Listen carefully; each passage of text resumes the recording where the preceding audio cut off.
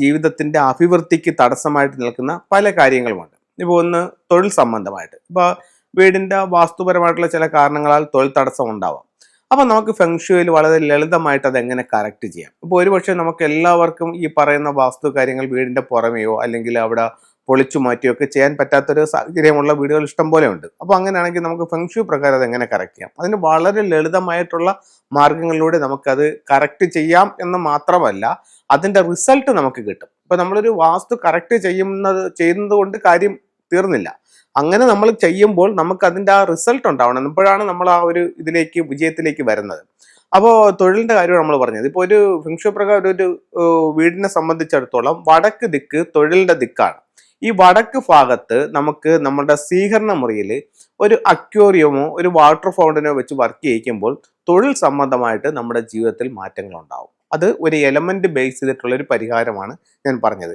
Element base ചെയ്തിട്ടുള്ള പരിഹാരം എന്ന് പറയുമ്പോൾ ഫെങ്ഷുയി ഒരു പഞ്ചഭൂതങ്ങളെ ബേസ് ചെയ്തിട്ടാണ് അത് വർക്ക് ചെയ്യുന്നത്. അത് നമുക്ക് സാധാരണ നമ്മുടെ വാസ്തുവിൽ ഭൂമി, വായു, ആകാശം, അഗ്നി, ജലം എന്ന് പറയുന്നിടത്ത് ഇവിടെ വായുവും ആകാശവും മാറി വുഡും മെറ്റലുമായി മാറും.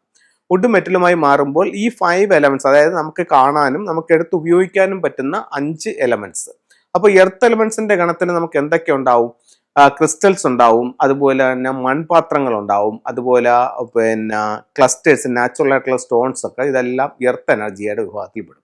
ഫയർ എനർജിയിലാണെങ്കിലോ ചില കളേഴ്സ്, ചില ലൈറ്റുകൾ, ഇതൊക്കെയാണ് ഫയർ എനർജിയുടെ വിഭാഗത്തിൽ പെടുന്നത്. അതുപോലെയാണെങ്കിൽ വുഡ് എലമെന്റ് ആകുമ്പോഴത്തേക്ക് നമുക്ക് വുഡിന്റെ എലമെന്റ് ആയിട്ട് നമുക്ക് പ്ലാന്റുകൾ, ലക്കി ബാമ്പോ, മണി പ്ലാന്റ്, അങ്ങനെയുള്ള സംഭവങ്ങൾ ഉപയോഗിക്കാം. അത് കഴിഞ്ഞിട്ടെന്ന് പറഞ്ഞു കഴിഞ്ഞാൽ നമുക്ക് മെറ്റൽ എനർജിക്ക് വേണ്ടിയിട്ട് നമുക്ക് വിൻചെയിംസ്, പെൻഡുലം ക്ലോക്ക്, ബ്രാസ് ഐറ്റംസ്, ഇതെല്ലാം മെറ്റൽ എനർജി ആയിട്ട് നമുക്ക് ഉപയോഗിക്കാം. അങ്ങനെ വാട്ടർ എനർജിക്കായിട്ട് നമുക്ക് അക്വേറിയം, ഫൗണ്ടൻ ഉപയോഗിക്കാം.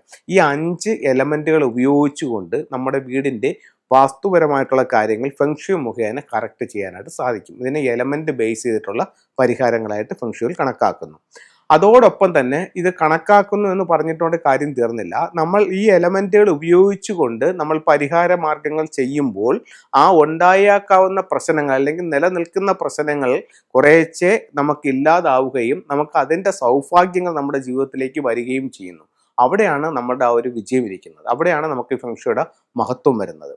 അത് കഴിഞ്ഞിട്ട് അടുത്തൊരു തിയറി എന്ന് പറയുന്നത് സിംബോളിക് ആയിട്ടുള്ള ചില സാധനങ്ങൾ. ഇപ്പം നമുക്ക് ലളിതമായിട്ടുള്ള മാർഗ്ഗങ്ങൾ ഉപയോഗിച്ച് നമുക്ക് എങ്ങനെ കറക്റ്റ്. ഇപ്പോൾ തന്നെ നമ്മൾ കഴിഞ്ഞൊരു 10-17 വർഷങ്ങളായിട്ട് കൺസൾട്ടിങ് രംഗത്ത് നിൽക്കുന്നു. അപ്പം നമ്മൾ ഫെങ്ഷുയുടെ പല ടൂളുകളും നമ്മൾ ഉപയോഗിക്കുന്നുണ്ട്, നമ്മൾ മറ്റുള്ളവർക്ക് സെല്ല് ചെയ്യുന്നുണ്ട്. അപ്പോൾ അങ്ങനെ ചെയ്യുമ്പോൾ ഇപ്പോൾ ഒരു മെറ്റൽ ടോട്ടോയ്സ് എന്ന് പറഞ്ഞിട്ട് വളരെ സിമ്പിളായിട്ടുള്ള ഒരു ടൂൾസ് ഉണ്ട്.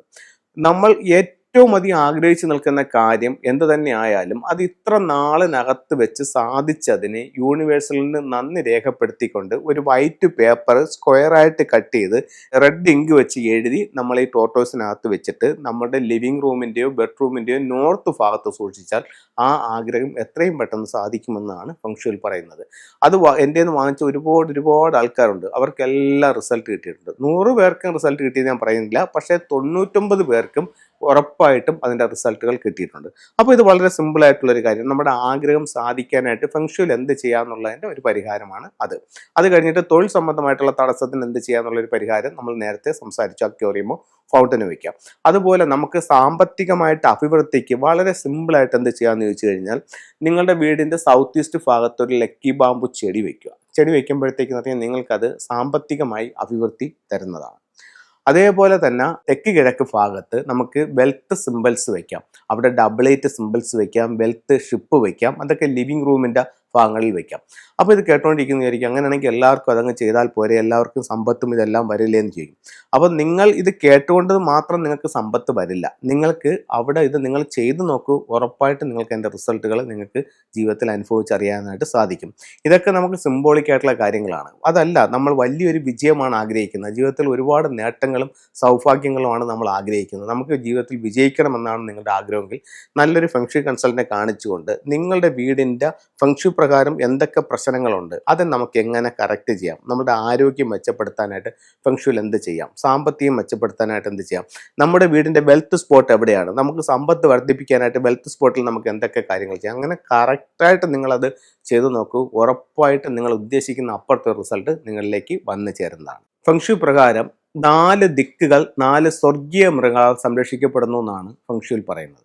ഇപ്പോൾ ഒരു വീടിന് വാസ്തുപരമായിട്ട് എന്തെങ്കിലും കാര്യങ്ങൾ അല്ലെങ്കിൽ എന്തെങ്കിലും ദോഷങ്ങളുണ്ടെങ്കിൽ വീടിൻ്റെ സ്വീകരണ മുറിയെ ആ 4 ദിക്കുകൾ കറക്റ്റായിട്ട് മെൻഷൻ ചെയ്തിട്ട് അതാത് സ്ഥലങ്ങളിൽ നമ്മൾ അത് ഫിക്സ് ചെയ്യുകയാണെങ്കിൽ അതവിടെ നല്ല റിസൾട്ട് നമുക്ക് തരും. അതിൽ പറയുന്നത് വടക്ക് ഭാഗത്ത് ഒരു ടോർട്ടോയ്സ്, ഇതെവിടെയാണ് വെക്കുന്നത്? ലിവിങ് റൂമിൻ്റെ നോർത്തിൽ. ലിവിങ് റൂമിൻ്റെ വെസ്റ്റിനെ സംബന്ധിച്ചിടത്തോളം ഒരു വൈറ്റ് ടൈഗർ, അതായത് ചൈനീസ് വിശ്വാസപ്രകാരം 4 ദിക്കുകൾ 4 സ്വർഗീയ മൃഗങ്ങളാൽ സംരക്ഷിക്കപ്പെടുന്നു. 2 ദിക്കുകൾ ഞാൻ പറഞ്ഞു, മൂന്നാമതൊരു ദിക്ക് ഈസ്റ്റാണ്. ഈസ്റ്റിൽ ഒരു ഗ്രീൻ ഡ്രാഗൺ വയ്ക്കാം.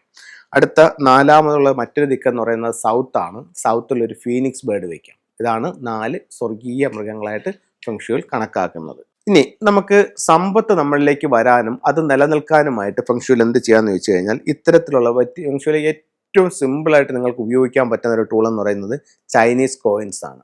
ഗോൾഡ് കോയിൻ നമ്മുടെ സമ്പത്തിനെ നിലനിർത്താനും കോപ്പർ കോയിൻ നമ്മളിലേക്ക് പൈസ വരാനുമായിട്ട് ഉപയോഗിക്കാം.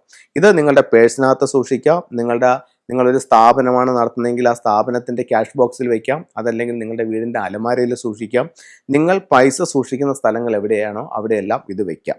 ഇത് നിങ്ങളൊന്ന് ഉപയോഗിച്ച് നോക്കൂ. ഉപയോഗിച്ച് നോക്കിയിട്ട് എന്താണ് ഇതിൻ്റെ റിസൾട്ട് നിങ്ങൾ സ്വയം ഒന്ന് മനസ്സിലാക്കൂ. അത് കഴിഞ്ഞിട്ട് ഇത് ഇൻഗോട്ടാണ്. ഇൻഗോട്ട് എന്ന് പറഞ്ഞാൽ സ്വർണ്ണക്കട്ടിയായിട്ടാണ് ഇത്. അത് ചൈനീസിൽ സ്വർണ്ണക്കട്ടിയായിട്ട് ഈ ഒരു മോഡലിലായിരുന്നു അവർ ഉപയോഗിച്ചുകൊണ്ടിരുന്നത്. അപ്പോൾ ഇത്തരത്തിലുള്ള സാധനങ്ങൾ നമ്മൾ കൈവശം സൂക്ഷിക്കുമ്പോൾ നമ്മളിലേക്ക് സ്വർണ്ണ സമ്പാദ്യങ്ങൾ വരുമെന്ന് ചൈനീസ് വാസ്തുകലയായ ഫെങ്ഷുയിൽ പറയുന്നു. ഇതും നിങ്ങൾക്കൊന്ന് പരീക്ഷിച്ച് നോക്കാവുന്നതാണ്. ഇത് സിട്രിൻ എന്ന് പറഞ്ഞിട്ടൊരു സ്റ്റോൺ ആണ്. ഇത് നാച്ചുറൽ ആയിട്ടുള്ള സ്റ്റോൺ ആണ്. ഇത് വെൽത്തിനെ അട്രാക്റ്റ് ചെയ്യുമെന്നാണ് ഫെങ്ഷുയിൽ പറയുന്നത്.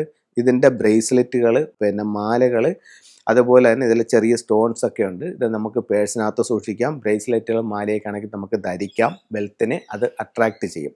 അപ്പോൾ എല്ലാവർക്കും എല്ലാ സൗഭാഗ്യങ്ങളും ഉണ്ടാവട്ടെ എന്ന് പ്രാർത്ഥിച്ചുകൊണ്ട് നിർത്തുന്നു. നന്ദി, നമസ്തേ.